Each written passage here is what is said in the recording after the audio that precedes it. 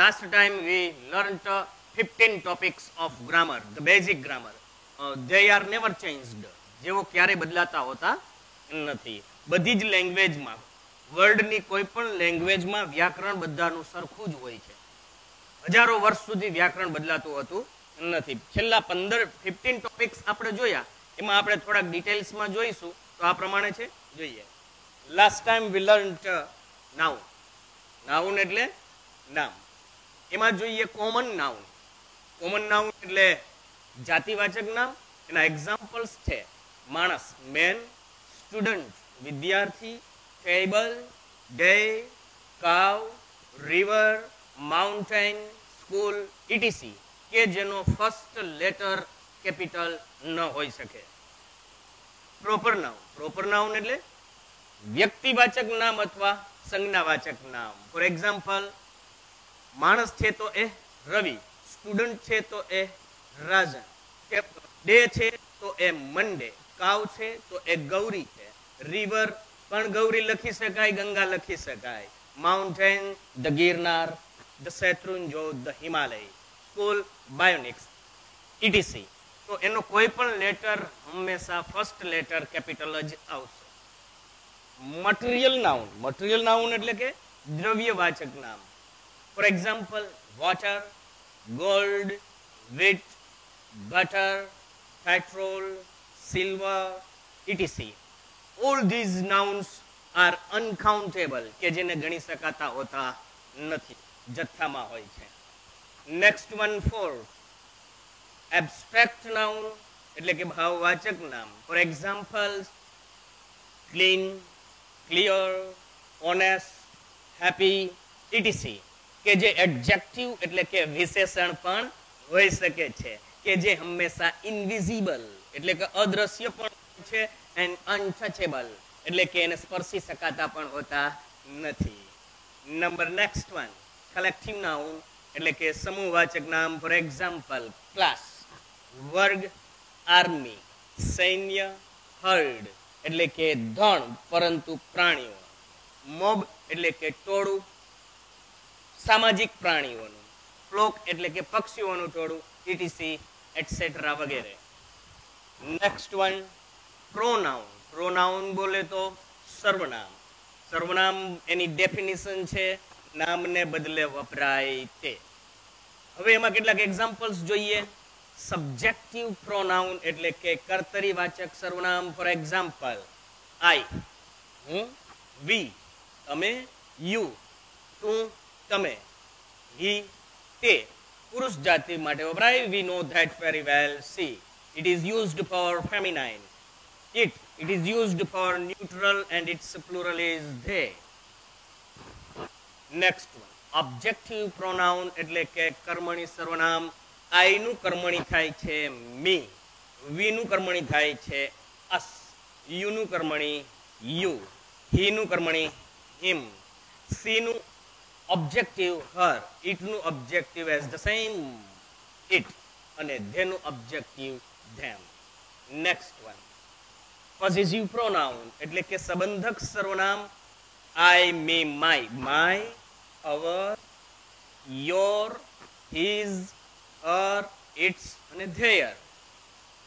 Second possessive, બીજું સંબંધક સર્વનામ. I, me, my, mine, we, us, our, ours, you, your, yours, he, him, his, she, her, its અને theirs. Emphatic pronoun એટલે કે સ્વવાચક સર્વનામ. સ્વવાચક સર્વનામને આપણે બીજા નામથી કહી શકીએ છીએ કે ભારવાચક સર્વનામ. For example, myself, ourselves, yourself and yourselves too, himself, herself, itself, themselves.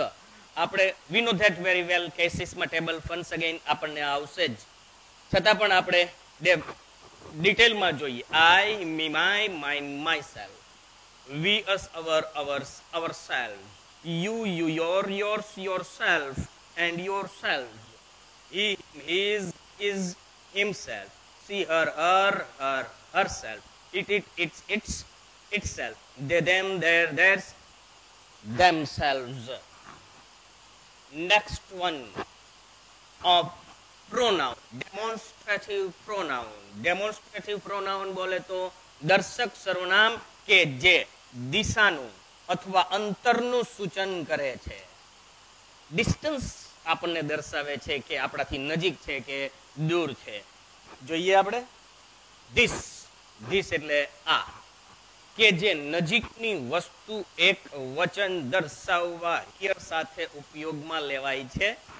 જોઈએ વન્સ અગેન, ધીસ એટલે આ, નજીકની વસ્તુ એક વચન સિંગ્યુલર ડેમોન્સ્ટ્રેટ કરવા માટે it is used with here.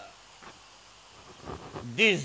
This એટલે આ, નજીકની વસ્તુ પ્લુરલ બહુવચન દર્શાવવા માટે હિયર સાથે ઉપયોગમાં લેવાય છે. The next one that. That બોલે તો પહેલું, પહેલી, પહેલો. દૂરની વસ્તુ સિંગ્યુલર ડેમોન્સ્ટ્રેટ કરવા માટે it is used with there. ધેટનું પ્લુરલ ધોઝ. ધેટનું પ્લુરલ ધોઝ. ધોઝ બોલે તો એનું ગુજરાતી થાય છે પહેલા, કે જે દૂરની વસ્તુ પ્લુરલ ડેમોન્સ્ટ્રેટ કરવા માટે it is used with there.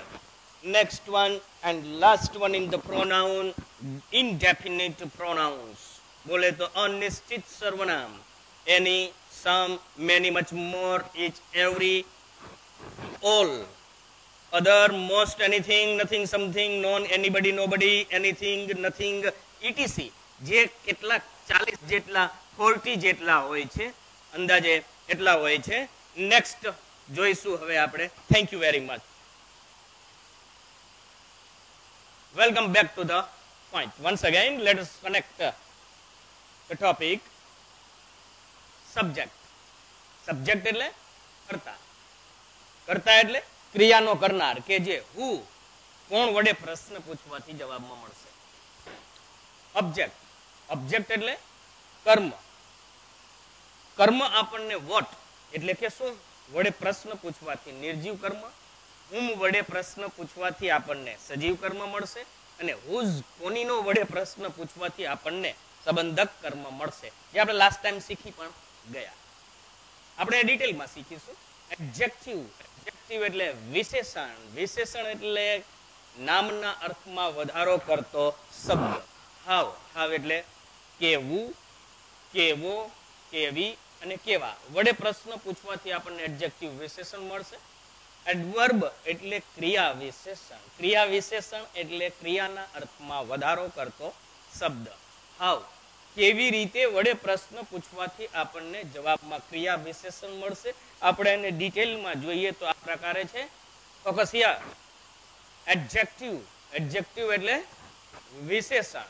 Adverb. Adverb એટલે ક્રિયા વિશેષણ. Four examples, slow. સ્લો એટલે ધીમું. કેવું? ધીમું. તો એનું એડજેક્ટિવ, એડજેક્ટિવમાંથી એડવર્બ બને છે સ્લોલી. છેલ્લે ly પ્રત્યય લગાડવાથી ક્રિયા વિશેષણ બની જશે. Slow, slowly. Quick, quickly. Sad, sadly. Careful, carefully. Happy, happily. Immediate, immediately. લીલી. Number 7, modal auxiliaries. Modal auxiliaries એટલે મોડલ સહાયકો, જે કે ક્રિયાપદ તરીકે પ્રશ્ન પૂછવા માટે યસનો વડે જવાબ આપવા માટે એવો સવાલ પૂછવામાં આવે છે. એના કેટલાક એક્ઝામ્પલ્સ જોઈએ. સેલ. સેલ એટલે હશે, થશે, બનશે, કે જેનો ઉપયોગ કોઈ પણ ભવિષ્ય કાળમાં થાય છે. Shall and will are used in simple future tense, continuous future tense, perfect future tense and continuous perfect future tense too. Will also used as the same way in all type of future tenses. Can. Can બોલે તો શકવું, જેનો ઉપયોગ થાય છે શારીરિક શક્તિ દર્શાવવા માટે સાદા વર્તમાન કાળમાં, સાદા તેમજ પ્રશ્નાર્થ વાક્યમાં. Once again, can means શકવું. It is used to express physical fitness in simple present tense, in simple and question. May. May means શકવું. પરવાનગી દર્શાવવા માટે સાદા વર્તમાન કાળમાં મોટા ભાગે મેજોરિટી પ્રશ્નાર્થ વાક્યમાં ઉપયોગમાં લેવાય છે. કુડ, કુડ એટલે શક્ય. શારીરિક શક્તિ દર્શાવવા માટે સાદા ભૂતકાળમાં ઉપયોગમાં લેવાય છે, તેમજ વિનંતી વાળા પ્રશ્નાર્થમાં પણ હાયર લેવલમાં પૂછવામાં આવે છે. કુડ એ કેનનું સિમ્પલ પાસ્ટ ટેન્સ પણ છે. વુડ એ વિલનું ભૂતકાળનું રૂપ પણ છે અને સૌથી વધારે ઉપયોગમાં લેવાતું વિનંતી વાળા પ્રશ્નાર્થમાં હિયર ઇટ ઇઝ રિટન, વિનંતી વાળા પ્રશ્નાર્થમાં વુડનો ઉપયોગ થાય છે. ત્યાર પછી મોડલ ઓક્ઝિલિયરી અન્ય જોઈએ.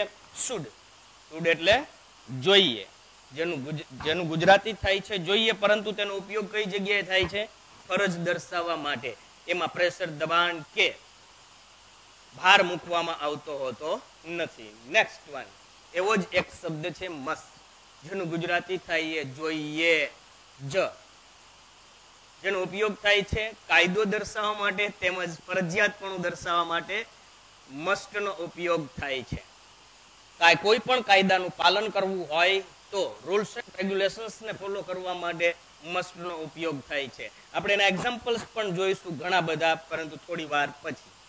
માઇટ, માઇટ બોલે તો એ મેનું ભૂતકાળનું રૂપ છે, જેનું ગુજરાતી થાય છે શક્ય, જેનું ભૂતકાળમાં ઉપયોગ થાય છે ને વધારે પ્રોબેબિલિટી, પોસિબિલિટી દર્શાવવા માટે તેનો ઉપયોગ થાય છે.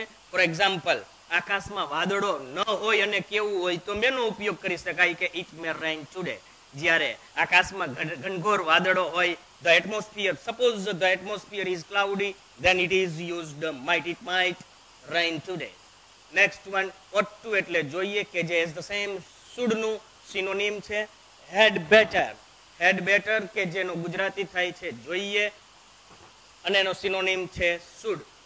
આ had better, should A higher લેવલમાં આવશે ઇન સ્ટાન્ડર્ડ 11 and 12. એક્ઝામ્પલ ગ્રેસિયા, ઉદાહરણ તરીકે, દાખલા તરીકે, ગૌરી ગાય ગંગા નદીનું પવિત્ર પાણી પીને ધણમાં જાય છે. For example, one second, Gauri ગાય ગંગા નદીનું પવિત્ર પાણી પીને ધણમાં જાય છે. ગૌરી એ સંજ્ઞાવાચક નામ છે, ગાય એ જાતિવાચક નામ છે, ગંગા સંજ્ઞાવાચક, નદી જાતિવાચક, પવિત્ર ભાવવાચક, પાણી દ્રવ્યવાચક, પીવું એ ક્રિયા છે એને ક્રિયાપદ કહીશું. ધણ એ એક ગાયોનો સમૂહ છે, પ્રાણીઓનો સમૂહ છે, ઇટ ઇઝ હર્ડ, સમૂહવાચક નામ છે. ત્યાર પછી જાય છે એ જવું ક્રિયા છે, એટલે એને આપણે ક્રિયાપદ કહીશું અને છે એ સહાયકારક ક્રિયાપદ છે. જોઈએ, ગાય એક પ્રકારની જાતિ છે, નદી જાતિ છે, પાણી દ્રવ્ય છે, ઇટ ઇઝ અનકાઉન્ટેબલ કે જેને ગણી શકાતું હોતું નથી. Next example, Ramu elephant, Ramu elephant, આ ઇલેક્ટ્રિક નથી. Ramu elephant is eating green grass quickly. Ramu હાથીડો લીલું ઘાસ ઝડપથી ખાઈ રહ્યો છે. રામુ હાથીડો લીલું ઘાસ ઝડપથી ખાઈ રહ્યો છે. બરાબર છે? જોઈએ, અહીંયા ફોકસ કરો. હું, કોણ ખાઈ રહ્યો છે? તો એ સબ્જેક્ટ છે, કરતા જ. કોણ ખાઈ રહ્યો છે? આ છે ઘાસ, કોણ ખાઈ રહ્યું છે? એ રામુ હાથીડો ખાઈ રહ્યો છે. હું કોણ, હું એટલે કોણ, કોણ વડે પ્રશ્ન પૂછવાથી આન્સરમાં સબ્જેક્ટ કરતા મળે. બરાબર છે. જોઈએ આપણે, શું ખાઈ રહ્યો છે? શું ખાઈ રહ્યો છે? ઘાસ ખાઈ રહ્યો છે. તો ગ્રાસ ઓબ્જેક્ટ છે, એ કર્મ છે. આ ઘાસ છે, કેવું છે? હાઉ, કેવું છે? એડજેક્ટિવ વિશેષણ છે. આ હાથીડો ઘાસ કેવી રીતે ખાઈ રહ્યો છે? હાઉ, કેવી રીતે ખાઈ રહ્યો છે? એડવર્બ ક્રિયા વિશેષણ છે. આ રામુ હાથીડો શું કરી રહ્યો છે? વોટ ડુ, શું કરે છે? શું કરી રહ્યો છે? એક ક્રિયા દર્શાવે છે, વર્બ છે, ક્રિયાપદ છે, અને ઈજ છે એ ઓક્સિલિયરી વર્બ છે, સહાયકારક ક્રિયાપદ છે. Over and out. Any doubt? We will meet after some time.